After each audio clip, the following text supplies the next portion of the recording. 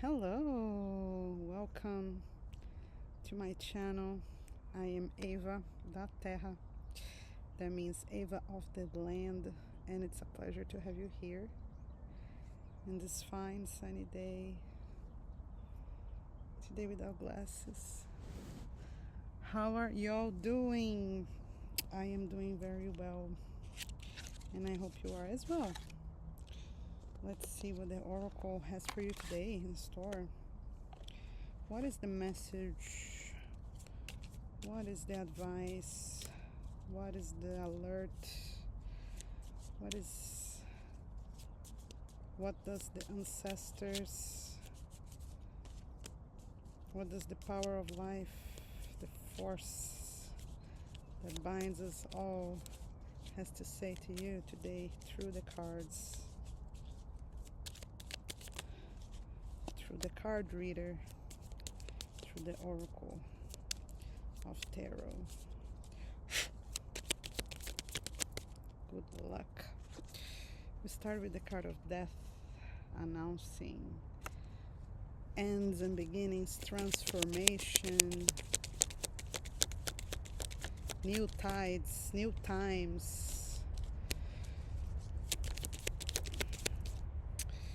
We have the five of swords.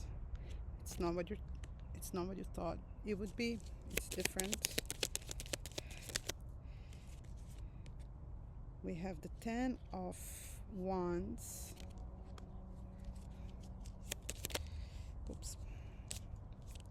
Death, 5 of swords, 10 of wands. What else?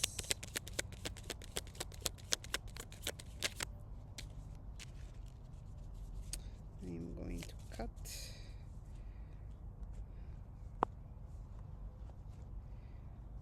And all right.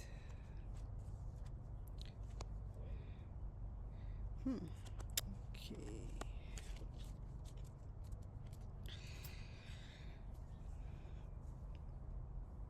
We start with the death card.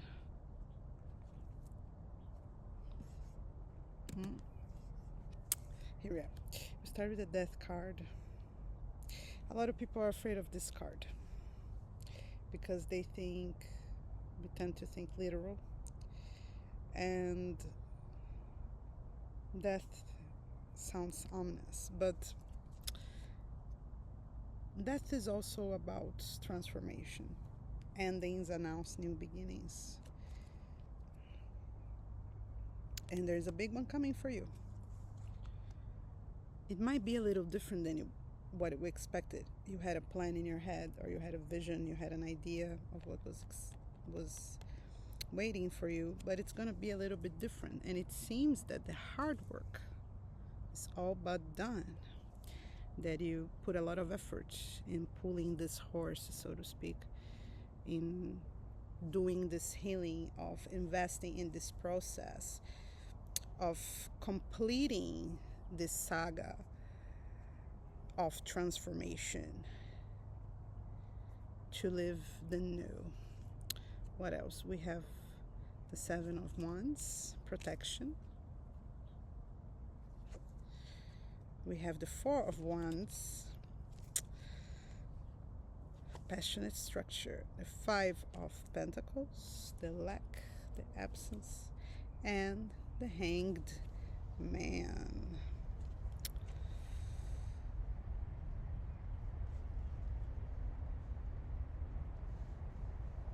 Give Ava a little moment, please.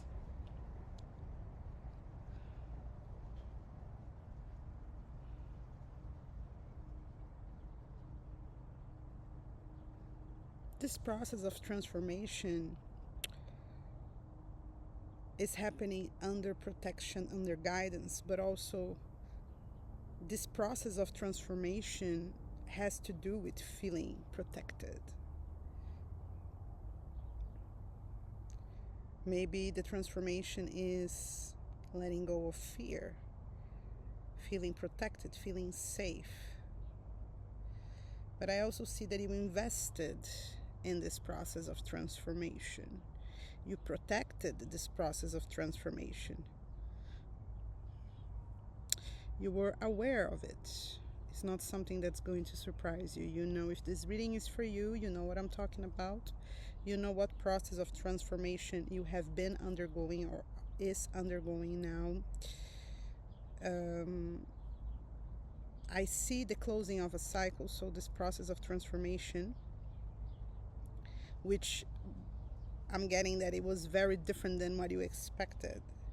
And it took a lot of work, but it's coming to an end where you can come to a place, you can understand your empty spaces, your absences. So when we look at our lives, we often, it's very normal, it's very human to miss people, to miss places, to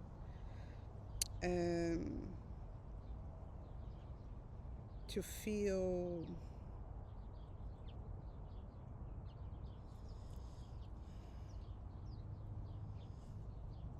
children often say, you know, their answer to many things is it's unfair because life is not fair. So when we walk through life, there's lots of absences, there's lots of holes, there's lots of emptiness that's left on the way. Either chances that you've wasted, things you didn't value, either people who done you wrong, things you've lost, people you lost, moments that are gone and do not come back. But I feel this process of transformation has to do with this as well for many people.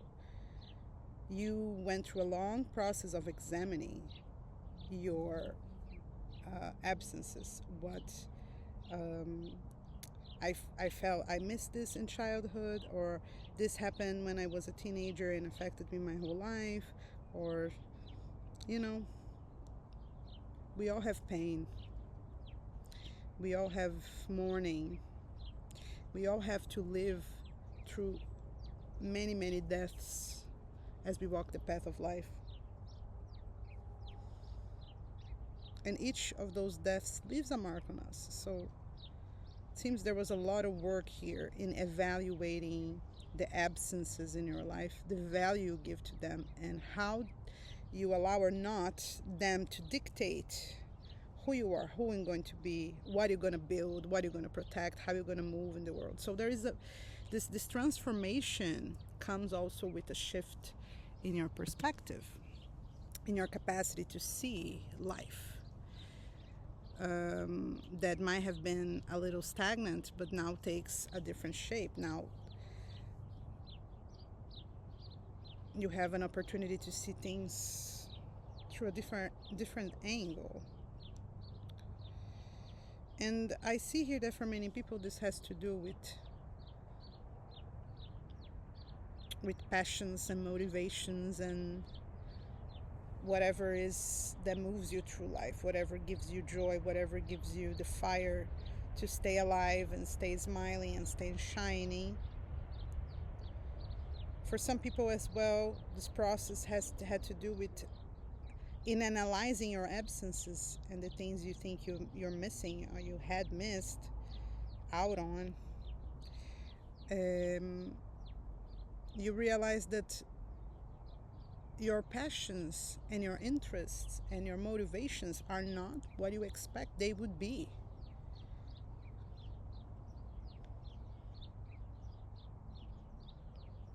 I see a lot of smoke, like smoked vision, not being able to see something.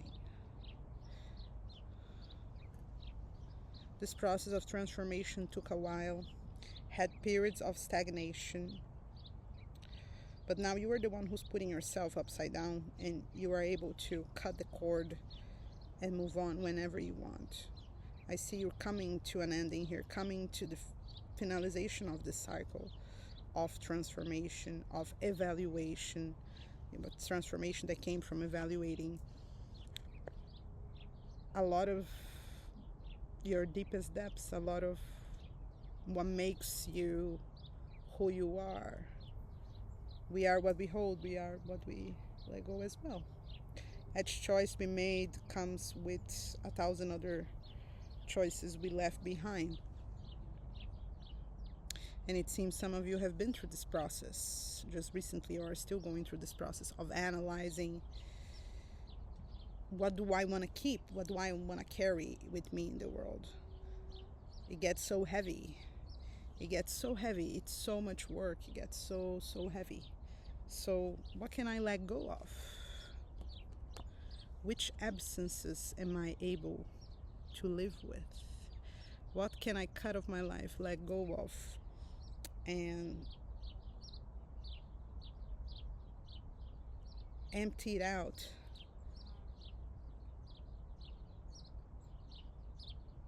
That allows me to keep going, does not, what's the word? Does not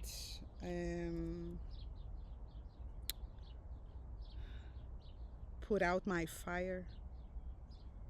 It's like disarming a bomb, right? If you cut the wrong cord, everything goes south. So it's almost like you were overanalyzing yourself to realize, like, what do I have to take off? What am I allowed? Jenga. I don't know. What am I allowed to take out of this? That I'm still functioning better, with less weight and less junk, but careful so I not take a piece out that is essential.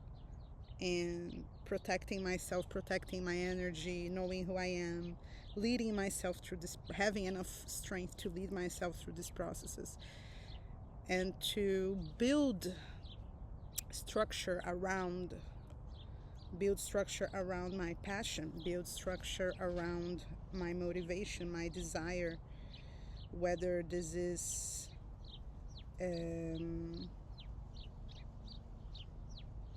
the place relationships have in your life, or what you are able to do with your passion, your imagination, your creation, your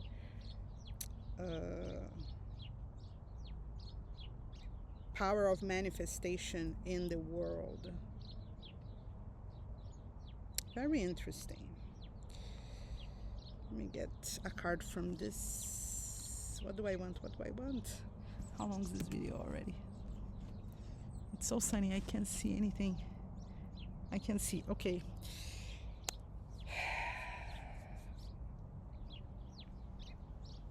I'm gonna get from this oracle deck maybe 2 or 3 cards so we can wrap it up. It's a very specific message. I hope I was able to deliver it. Can get some completion here. Okay. Listen to your inner compass. Always good. Always good advice. What else? When in doubt, ask for guidance. You are protected.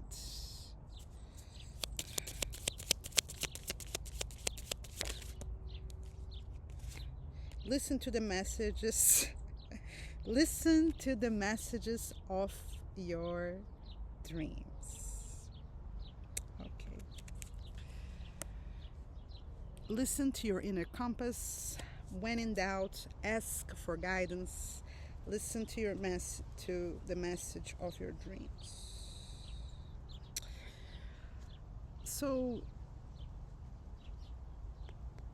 this process of transformation might be an intimate, connective, spiritual, psychological process for many of you. For others, it might be transformation in your goals, in your career, in your dreams, in your ideas, in the way you see the world. But we start with the Death card, so it's a big change, it's a big transformation. It's a big coming out of darkness, and I love it because spring is here. But also with that came here the 7 of Wands, right? About feeling protected, about being protected. And I asked these three confirmation cards, and it came like, listen to your intuition, listen to your inner compass. When in doubt, ask for guidance, listen to the master of your dreams. So I feel that there is a calling here for connection and a calling here to listen, right? Listen to your inner compass, listen to your intuition. Ava, what is the easiest way of connecting with my intuition? Sitting by water, sitting in nature. You need silence. That's the first thing. So you can listen, really listen. You listen to the birds, you listen to the bees, you listen to, the sounds. The further away you are from cars, and I know it's not possible for everybody, but um, if you're home and you can't leave home, put on like a nature video.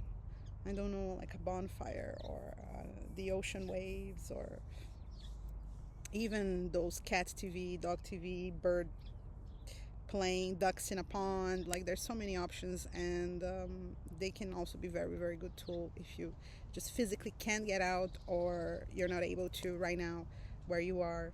Um, have a little bowl of water next to you. A candle is also very good for beginner meditation. You just look at the flame and you let your mind, your spirit, your soul, whatever you call it, dance with it, and can be very, very productive in listening. So listen to your inner compass, listen to your intuition, quiet your mind, quiet your body, and see what is there, see what you listen.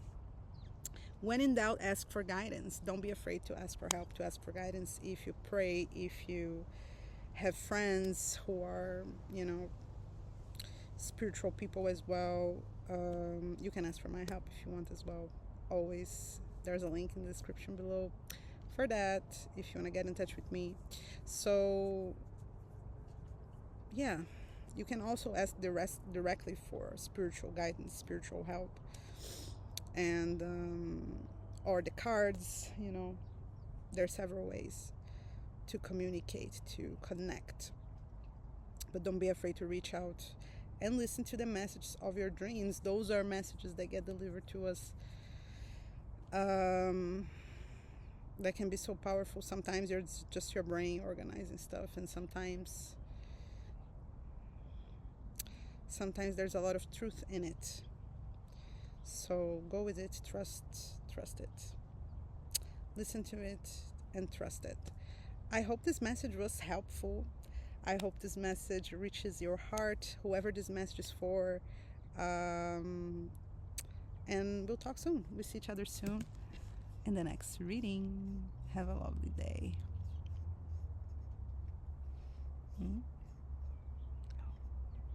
Okay.